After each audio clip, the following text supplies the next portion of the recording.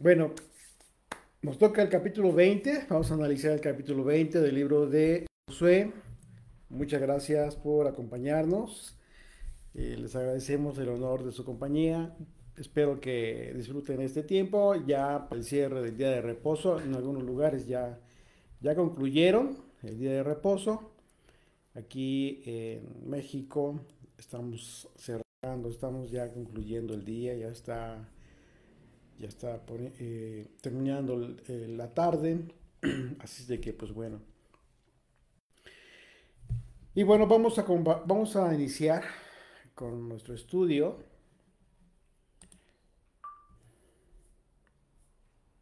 Josué capítulo 20, las ciudades de refugio.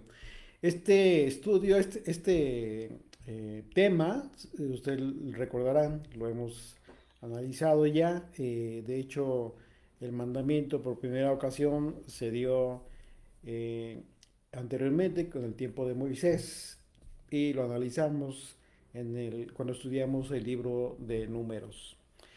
Acompáñenme ahí sus Biblias, por favor. Desde el verso 1 dice: Habló el Señor a Josué diciendo: Habla a los hijos de Israel y diles: Señalaos las ciudades de refugio de las cuales yo os hablé por medio de Moisés.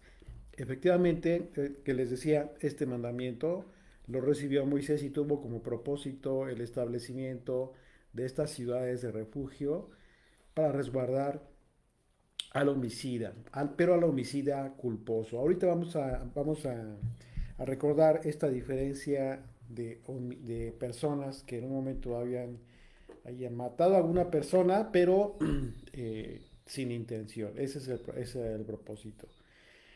Lo que la legislación actual denomina como homicidio culposo, homicida culposo.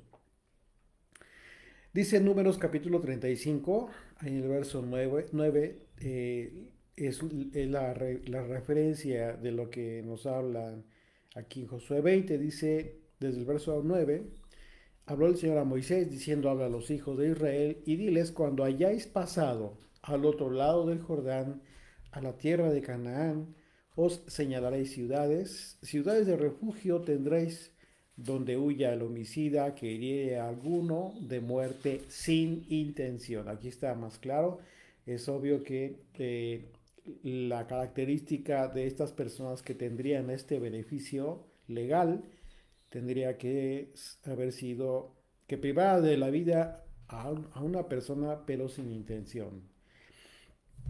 Así es que este era el requisito, que el homicida pudiera recibir este beneficio de estar en una de las ciudades destinadas para ellos, para que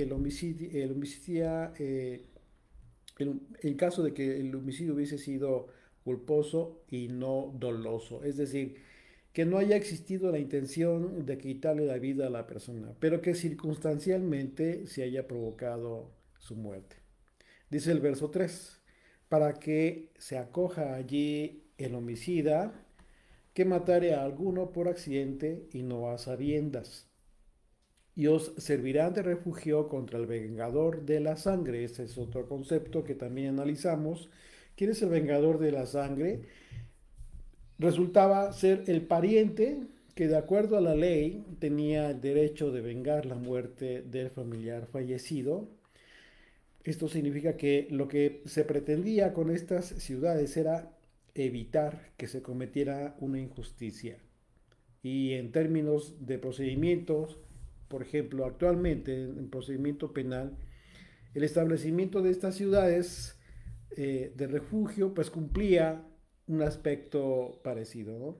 Desde entonces estamos viendo que el derecho penal, las leyes en materia penal, pues también tenían un propósito ya establecido desde entonces.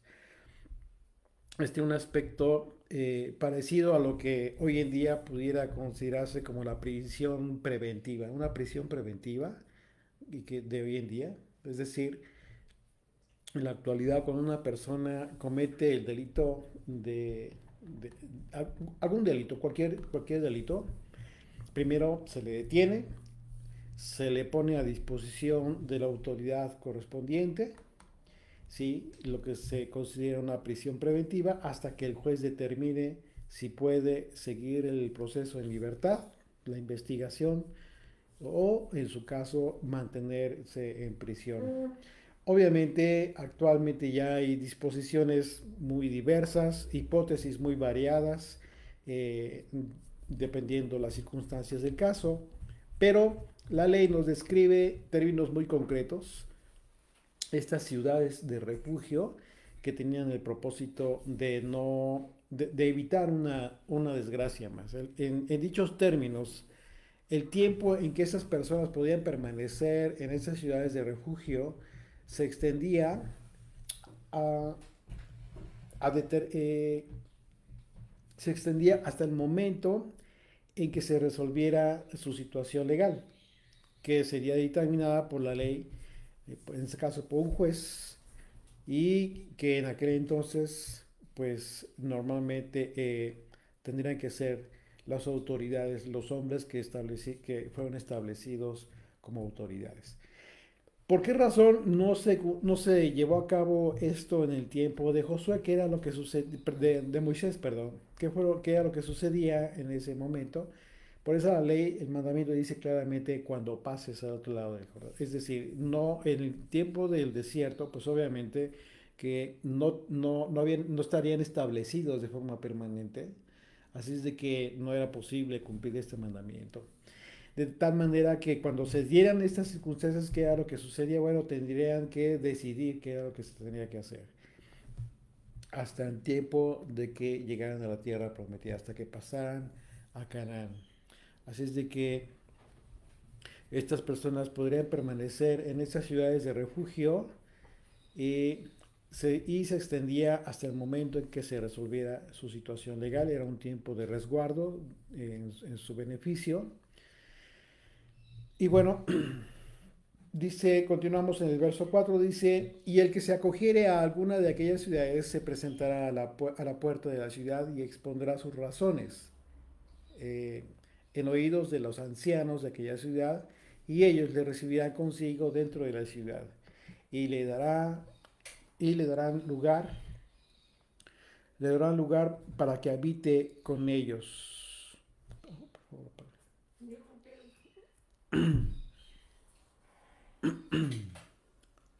Ok.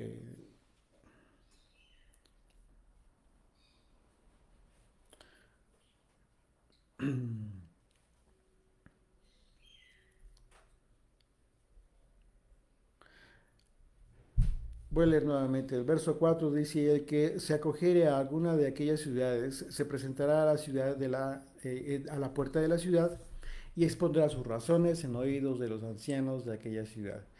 Y ellos le recibirán consigo dentro de la ciudad y le darán lugar para que habite con ellos. Estas personas que se encontraban en las puertas de la ciudad, bueno, eran una especie de autoridad, en donde estas personas podrían llegar y exponer su caso. Era una costumbre, los ancianos de la ciudad pasaban mucho tiempo a las puertas de la ciudad, precisamente dirimiendo este tipo de circunstancias determinadas. Cuando alguien que huía del vengador de la sangre llegaba a esta ciudad de refugio, exponía su caso a los ancianos en las puertas de la ciudad. Y después de explicar el caso, la persona que huía podía esperar encontrar protección dentro de estos muros de la ciudad de refugio, aunque tendrían que quedarse allí y vivir en esta ciudad para poder ser protegidos. ¿Por qué? Porque si abandonaban la ciudad, corrían el riesgo de ser muertos por aquel vengador de la sangre. Dice verso 5, si el vengador de la sangre le siguiere, no entregarán en su mano al homicida. De qué está hablando? Las personas, las autoridades, los ancianos que tuvieran en las ciudades de refugio al homicida estaban impedidos legalmente para entregar al homicida en las manos del vengador de la sangre. Dice, por cuanto hirió a su prójimo por accidente, dice aquí el párrafo en el verso 5 y no tuvo con él ninguna enemistad antes. Esta es otra característica eh, que tendría que acreditarse también, que no hubiera habido una enemistad previa. Es decir, la muerte de la persona tuvo que haber sido totalmente accidental, no premeditada, que no hubiera mediado alguna controversia. Por ejemplo, ¿qué hubiese sucedido si estuvieran riñendo? En el momento en que estuvieran riñendo, es diferente porque ya hay una intención de agraviar a la persona. Y más si en un momento dado riñe la persona con algún arma que pudiera provocar la muerte. Ya no se cumple esta hipótesis. Por eso dice claramente la ley, el mandamiento dice, es muy claro, dice siempre que no haya habido enemistad antes.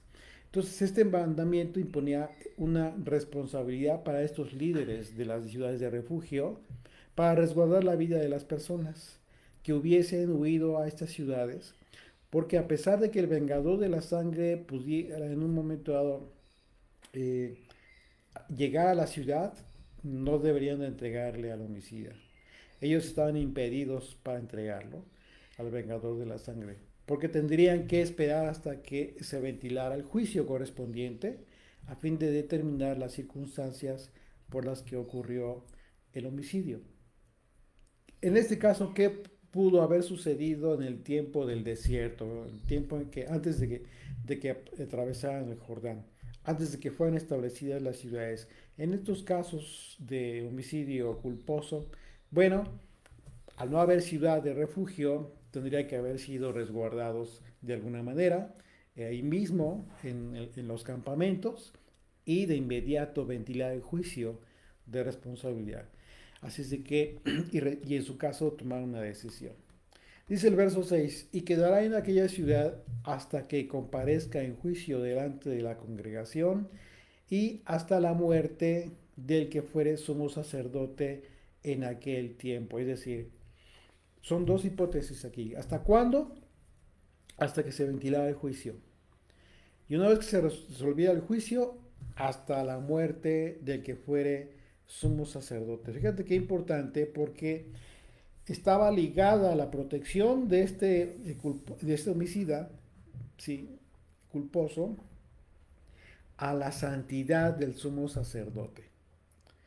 Entonces el homicida podría volver a la ciudad y a su casa y a la ciudad de donde huyó, solamente. Para estar protegido contra el vengador de la sangre, el homicida tenía que permanecer dentro de estos muros de la ciudad de refugio hasta que su caso fuere escuchado plenamente por las autoridades correspondientes y hasta la muerte del sumo sacerdote de su tiempo. Y aquí se empieza a vislumbrar una analogía maravillosa. Después de ser declarado el inocente del asesinato por las autoridades correspondientes y después de la muerte del sumo sacerdote de su tiempo, el homicida podría regresar a su casa y está protegido contra la ira del vengador de la sangre.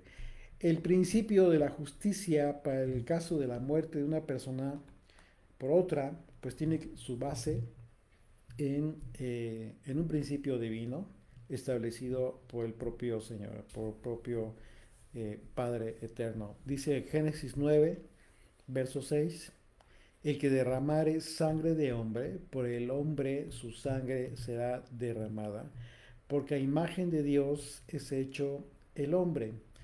Y enseguida vemos la hipótesis que terminarían si aquellos que hubieran acudido al refugio tendrían que morir por ser responsables de un delito doloso, por un delito intencional, que no hubiese sido sin culpa, sin dolo. Dice el verso 7, entonces señalaron en sedes en Galilea, en el monte de Neftalí, Siquem en el monte de Efraín y Kiriat Arba, que es Hebrón, en el monte de Judá y al otro lado del Jordán, al oriente de Jericó. Señalaron en Becer, en el desierto, en la llanura de la tribu de Rubén, Ramot, en Galaad, de la tribu de Gad y Golán, en Basán, en la tribu de Manases. Bueno, estas ciudades están, si ustedes ven un mapa, si tienen la posibilidad de ver un mapa en donde fueron establecidas estas ciudades, se van a dar cuenta que 3 ciudades fueron establecidas a un lado del Jordán antes de pasarlo y otras 3 ciudades al otro lado del Jordán.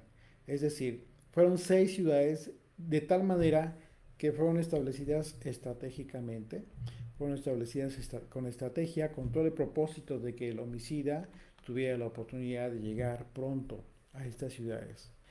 Así es de que eh, en un mapa se puede apreciar que a donde quiera que el homicida estaría huyendo, tendría la oportunidad de llegar rápidamente a cualquiera de estas ciudades de refugio establecidas en Canaán.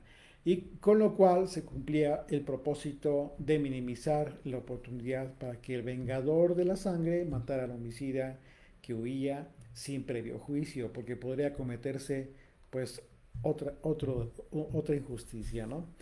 En el libro de Deuteronomio vemos que el mandamiento para establecer caminos en condiciones óptimas era necesario para que el homicida culposo, el homicida que huiría del vengador de la sangre, tuviera la oportunidad de llegar cuanto antes. Dice Deuteronomio capítulo 19, ahí en el verso 1 dice, cuando el Señor tu Dios destruya a las naciones cuya tierra el Señor tu Dios te da a ti y a- y a tus heredades, y habites en sus ciudades, y en sus casas te apartarás 3 ciudades en medio de la tierra que el Señor tu Dios te da para que la poseas.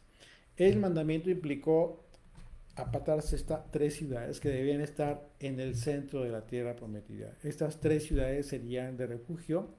En el capítulo 4 de Deuteronomio se describe el mandamiento para que Israel estableciera 3 ciudades de refugio que debían estar al este del río Jordán. Dice, continúa ahí el Deuteronomio 19:3, dice, arreglarás los caminos y dividirás en 3 partes la tierra que el Señor tu Dios te dará en heredad, y será para que todo homicida huya ahí. Entonces este mandamiento está implicando esta construcción de estos caminos con un acceso totalmente habilitado para que las personas no tuvieran ninguna complicación o impedimento para transitar rápidamente hacia las ciudades de refugio. Recordemos que las personas que acudirían a estas ciudades se encontrarían en una situación de emergencia porque en realidad estarían huyendo del vengador de la sangre. Los historiadores afirman que estos caminos efectivamente fueron muy anchos, fueron muy amplios y fácil de transitar. Eh, Incluso proporcionan la característica de que medían aproximadamente 32 codos. Y estos caminos fueron construidos en terrenos planos para facilitar el tránsito por ellos. Y este mismo capítulo 19 nos describe las características de las personas que huirían a las ciudades de refugio. Dice el verso 4, y este es el caso del homicida que huiría allí y vivirá. Aquel que hiriera a su prójimo sin intención y sin haber tenido enemistad con él anteriormente. Vemos que una vez más acá en el libro de Josué se está recordando estas características, las características que debía tener el homicida que huía del vengador de la sangre.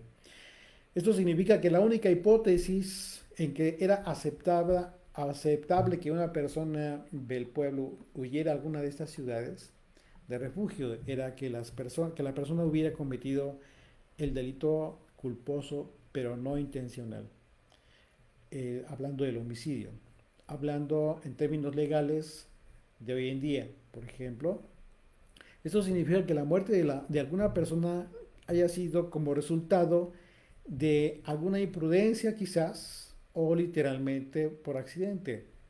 Cualquier circunstancia en que haya existido ausencia de dolo o intención de matar. Por ejemplo, hoy en día, en un hecho de tránsito que puede ser muy común, en donde la causa generadora del accidente puede ser la imprudencia de uno de los conductores. o puede ser alguna circunstancia ajena a ambos conductores, por ejemplo, las condiciones climatológicas no adversas para conducir, por ejemplo, ¿no? Puede ser también la caída de un árbol sobre la carpeta asfáltica que puede generar de repente un accidente y que de estos hechos resulte la muerte de alguna persona, un copiloto, alguna de las personas que van en el asiento de atrás de un vehículo o un camión de pasajeros, etcétera. En estos casos, al no existir la intención de matar a la persona, de causar la muerte de la persona, ¿sí? Que perdió la vida, pues puede existir una excluyente de responsabilidad, en mayor o menor grado dependiendo de si la persona provocó el accidente o no lo provocó. Esto ya es una circunstancia distinta que en un momento dado pueda aminorar la responsabilidad o agravarla, en su caso, dependiendo del grado de responsabilidad. En el ejemplo que estamos hablando, en uno y en otro caso, la ausencia de la intención para matar a una persona pues es muy clara, ¿no? Puede ser muy clara. Y eso es algo que tiene que ser comprobado también. No solamente ya hablando en términos, por ejemplo, de hechos de tránsito, en donde tiene que intervenir testigos, peritajes, etcétera. Medios de prueba, cualquier tipo de medio de prueba. Lo mismo tendría que suceder en aquel entonces con los medios de prueba que hubiesen a la mano, al alcance, tendría que comprobarse si la persona es culpable intencional o imprudencial o dolosa de la muerte de la persona. Otra de las hipótesis que contempla la ley es lo que llamamos hoy en día la defensa propia, ¿sí? Que es la circunstancia en la que la persona repele una agresión física y en el evento resulta la muerte, pero no intencional de la persona agresora. Eh, Eso es algo distinto también, que habla del grado de responsabilidad que en un momento dado se puede imputar a una persona. Así es de eh, que les quiero decir con esto que hoy en día hay muchos casos, hay hipótesis muy diversas en las que la muerte de una persona puede ser catalogada en diversos aspectos. En aquel entonces, de forma muy general, tendría que analizarse eh, cómo fue que murió la persona, si realmente hubo intención o no hubo intención. Y en su caso, la ley protegía a aquel homicida culposo que haya demostrado que efectivamente no haya tenido ninguna intención de matar a la persona. Y la escritura describe un ejemplo que podía ser muy común en aquella época para mostrar eh, con mayor claridad la hipótesis por la que el homicida no sería culpable de la muerte de otra persona. Dice ahí, en el mismo capítulo de Deuteronomio, capítulo 19, dice verso 5, dice, como el que fuere con su prójimo al monte, está describiendo un ejemplo muy práctico, a cortar leña, y al dar su mano al golpe con el hacha para cortar algún leño, soltar el hierro del cabo y diere contra su prójimo. Y este muriere, aquel huirá a una de estas ciudades y vivirá. Entonces aquí se está describiendo un ejemplo muy práctico y muy claro de que no hubo la intención de darle muerte a la persona. Pero sin embargo, eh, estamos viendo que quizás sí hubo un grado de imprudencia. Sí existe un grado de imprudencia porque cuando las personas utilizan herramientas de trabajo, deben cuidar que éstas se encuentren en óptimas condiciones de uso y de que cuenten con los requisitos mínimos de seguridad precisamente para evitar accidentes en el trabajo. De manera que en este ejemplo que nos describe la escritura, existe ausencia de dolo, sí, porque no hay la intención de dar muerte a la persona, pero sí existe un grado de imprudencia. Y en su caso, hablando de las leyes actuales, por ejemplo, una vez más, las autoridades se encuentran impedidas para sentenciar al acusado por el delito de homicidio intencional, pero sí se encuentran facultadas para sentenciar al acusado por un delito culposo, no doloso. Aunque la pena de ninguna manera pues es igual que merece al que mata con intención. Pero si se le impone una pena, una responsabilidad. Así es de que resulta muy interesante ver que Dios está dispuesto a perdonar la vida y saber que guarda a aquellos que saben que han transgredido por hierro, por error. Lo que en su momento nos lleva a una hermosa analogía, les comentaba hace un momento, relacionada con la cruz del Mesías. Continuamos, regresamos ahí a Josué 20, verso 9, perdón, dice, estas fueron las ciudades señaladas por todos los hijos de Israel y para el extranjero que morase entre ellos, para que se acogiese a ellas cualquiera que hiriese a alguno por accidente, a fin de que no muriese por mano del vengador de la sangre hasta que compareciese delante de la congregación. Así de que esta analogía que podemos ver en estas leyes nos habla de elementos que nos conectan con Yeshua y con el propósito de la cruz. Primeramente vemos que ellos recorren un camino, ¿sí? Y llegan las autoridades y confiesan lo que hicieron, confiesan que dieron muerte a una persona, pero que no hubo la intención de perjudicar, ¿sí? Vemos en esos mandamientos que hay un camino y nos hablan de un camino. Este camino debía ser lo suficientemente accesible para que el que huye de la muerte encuentre la salvación. ¿Te das cuenta? Vamos viendo la analogía. O sea, tú puedes verte en un momento dado en este que huye a la ciudad de refugio. Esto nos conecta de una forma alegórica con Yeshua, que es el camino, la verdad y la vida. Dice Juan 14, verso 4, sabéis a dónde voy y sabéis el camino. Le dijo Tomás, Señor, no sabemos a dónde vas. ¿Cómo pues podemos saber el camino? Yeshua le dijo, yo soy el camino, la verdad y la vida. Ante nadie viene al Padre sino por mí. ¿De qué está hablando Yeshua? De la vida eterna. Hoy en día sabemos que todo aquel que transgrede comete pecado y que es pecado de acuerdo a la definición que dio el propio apóstol Juan, la transgresión a la ley. De manera que todos absolutamente en un momento dado entendimos ya que nos encontrábamos en transgresión, tú y yo nos encontrábamos en transgresión, y si la paga de pecado es muerte, entonces tenemos la oportunidad de recibir una sentencia absolutoria. Es decir, tenemos la oportunidad de decidir ir por el camino establecido por Dios para llegar a nuestra ciudad de refugio, porque esa ciudad de refugio hoy es Yeshua. Y el día de mañana, nuestra ciudad de refugio será la Jerusalén celestial. En otro pasaje de la Escritura nos habla del camino que nos lleva a la puerta de la salvación y el contexto es la manera en que podemos obtener la salvación eterna.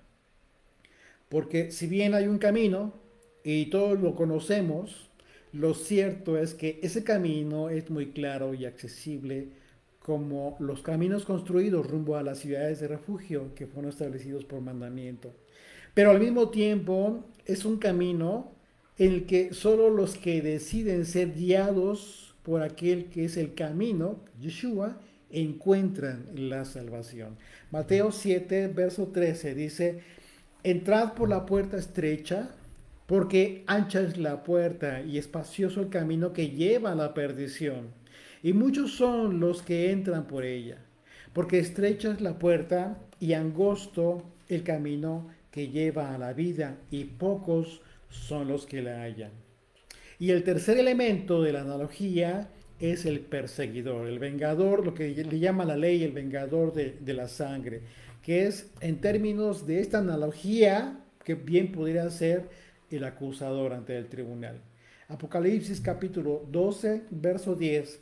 Entonces oí una gran voz en el cielo que decía, ahora ha venido la salvación, el poder y el reino de nuestro Dios y la autoridad de su Mesías, porque ha sido lanzado fuera el acusador de nuestros hermanos, el que los acusaba delante de nuestro Dios día y noche.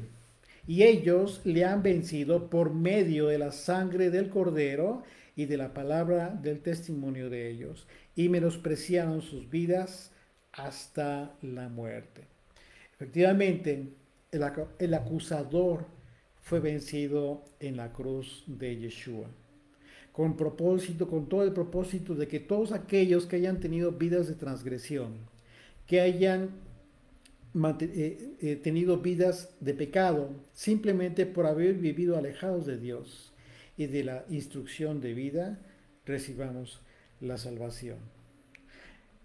Más nuestra ciudadanía, hablando de las ciudades de refugio, dijo Pablo a los filipenses, mas nuestra ciudadanía está en los cielos, de donde también esperamos al Salvador, al Señor Jesucristo, el cual transformará el cuerpo de la humillación nuestra para que sea semejante al cuerpo de la gloria suya, por el poder con el cual puede también sujetar a sí mismo todas las cosas. Amén. Bendito Rey, gracias Padre por este tiempo, por esta analogía hermosa que nos haces entender a través de estas ciudades de refugio que fueron establecidas en aquel tiempo para la protección, para la salvación del homicida, de aquel que sin haber tenido la intención de dar muerte a alguien más, finalmente lo hizo así, pero tenía la oportunidad de encontrar la salvación. Gracias, bendito Rey, porque en tu palabra nos haces entender analogías hermosas que siempre nos conectan con el autor de la vida y nuestra salvación, Yeshua. En su nombre oramos. Amén.